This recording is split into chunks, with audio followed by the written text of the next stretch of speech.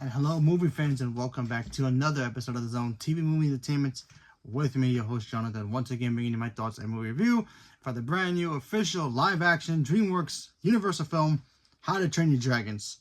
Star Gerard Butler. Probably gonna butcher his name, Madsen Thompson. Probably butchered that. I apologize. And of course, Nicole Parker and Nick Frost. So, How to Train Your Dragons tells the story of Hiccup, a young Viking boy whose family's sole purpose in life is pretty much being Vikings, being awesome, being cool, and fighting dragons. Dragons have been a part of their lives, ruining their stock, ruining their food, ruining their lands, and they all hate each other. They like to butt heads, pretty much. Hiccup, his dream is to fight a dragon and slay one as one, so he can finally become a part of the family. Because apparently everybody who's slayed dragons in his entire kingdom slash family has, kind of like put him as the outcast, kind of like, Hiccup won't be anything but the king's son. He's not worthy in a way, So, he's gotta fight a dragon. So he decides he's gonna find one, which he does. He finds a dragon and he ends up letting the dragon go and becoming friends with the dragon and learning how to ride it, so that way everybody can realize that, hey, we can be friends with them and not have to kill each other. Alright, so that's basically the synopsis of How to Train a Dragon, if I'm saying it correctly. But anyway, that's how I take it. So, how was this film? This movie's fantastic. I really did enjoy this movie a lot. I think the kid who plays Hiccup did a really, really great job as portraying him as how Hiccup's supposed to be in the animated film, because the animated film I think is just fantastic. I love all three, So I go back and forth between How to Train a Dragon and the Shrek films, like which one I like better out of all the DreamWorks movies. But yeah, How to Train a Dragon is fantastic. I think they got the young girl they got who played Astrid. She was fantastic. I know. She didn't have the blonde hair. She didn't look like how she was in the cartoon. That's fine, I guess. But she did a really good job. She proved that, she can be the character. Because the character's main thing was basically being brave, being awesome, being cool, being a badass, and all that, and times 1,000. So she did a really good job. Of course, Gerard Butler being the king, obviously, he was great. Because he does the voice anyway. So that was fantastic. Nick Frost once again proves why he's great as well.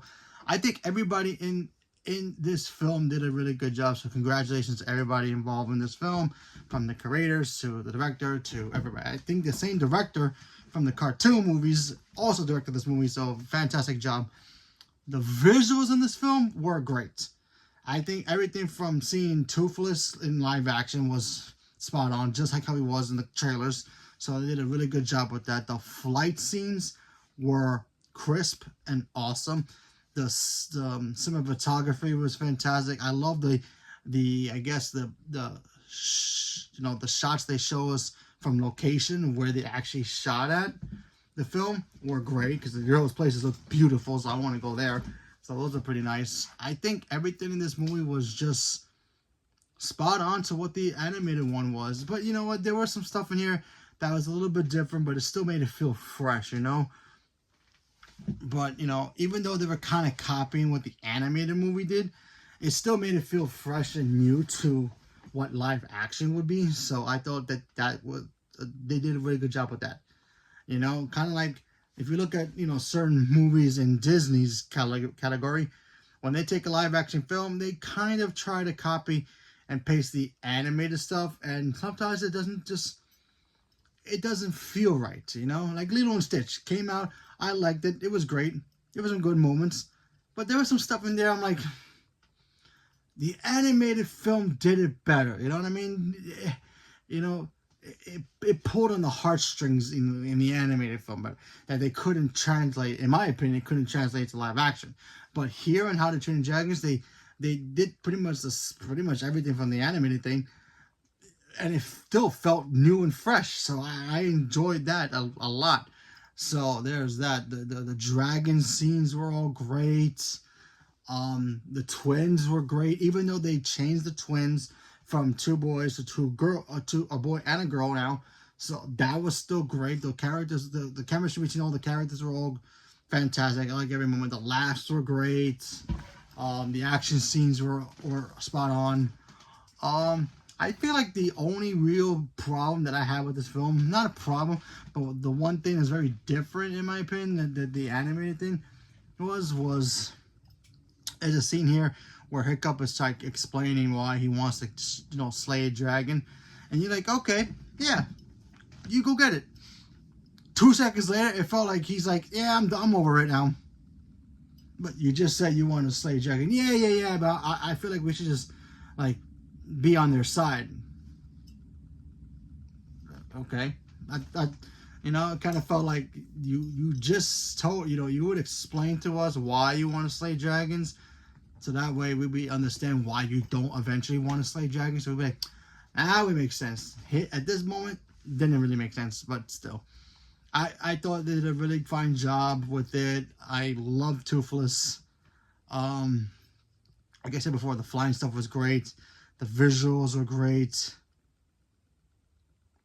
Yeah, this movie did a really good job of just capturing what the animated film did and doing it just as good and a little bit better. Is it perfect? No, but there's some stuff in here that... how can I explain this without actually explaining it, without spoiling it? I don't want to spoil it if you've never seen the animated one either. So there's that. There's some stuff in here that don't necessarily feel like it's from the animated movie, that they took things out of it and replaced it with something else, and it was still cool, but it just didn't feel like it was part of the animated stuff. So I'll leave it at that. But still, I enjoyed this movie a lot. I highly recommend you check it out.